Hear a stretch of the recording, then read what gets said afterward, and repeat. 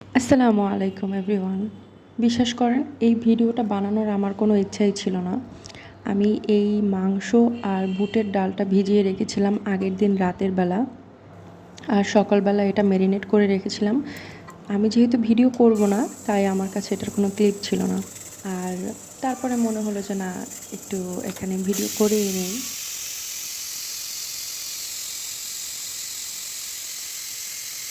আমি এখানে কম আঁচে 6টা সিটি দিয়ে নিয়েছিলাম, তারপরে যতটুকু পানি ছিল অতটুকু শুকিয়ে এরকম করে নিয়েছিলাম। আর এখানে আরশিয়া নাস্তা করতে বলেছে। আর বাড়িতে এই কাবাবটা বানাতে আমি 3 দিন সময় লাগিয়েছি। একদিন মাংস ভিজিয়ে রেখেছি, একদিন মাংস সেদ্ধ করে রেখেছি, আর এটা তৃতীয় দিন আমি বানাচ্ছিলাম। এটা কোনো রিজন নাই বা এরকম করে রাখলে মজা নাই, আমি প্রচণ্ড আলসে হয়ে গেছি। আর এই জন্য এটা বানাতে আমি আজকে 3টা দিন টাইম লাগিয়েছিলাম যে কেমাটা বানাতে। আর অনেক মজা হয়েছিল। আমি একটু স্পাইসিটা কম করেছিলাম যেহেতু আমার আরশিয়া খাবে। আর আমি বুঝি নাই যে এটা আরশিয়া খুব পছন্দ করবে। এটা খুব মজা করে আরশিয়া খেয়েছে। আমি আজকে হাই এভরিওয়ান, আজকে আমাদের আরেকটা ভিডিও ইট হবে। হ্যাঁ, ভিডিও ইন হবে।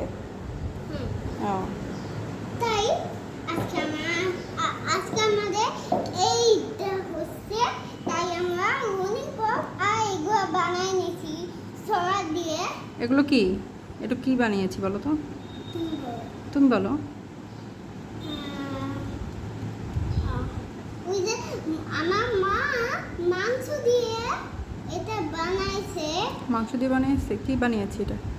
জানি না। এটা কাবাব। এটা হলো আমাদের কাবাব। হ্যাঁ, যদি তোমরা আসতে চাও আজকে ভিডিওটা আর তাই শেয়ার করবো। আগেরগুলো একটু পরে বলবো। সাবস্ক্রাইব করো, কমেন্ট করো। ওকে। আর আমার মেয়ে ভিডিও করতে দেখলেই বলে যে মা আমি একটু কথা বলি। আর ওর আলতো আলতো কথাগুলো আমার খুব ভালো লাগে, আর তাই এই জন্য ক্লিপগুলো নেই। আর এটা সেদিনকার বিকেলবেলায় ভেজে নিয়েছিলাম আমার আর আরশিয়ার জন্য। আর এই তো ফাইনাল লুক। খেতে ভালোই হয়েছিল।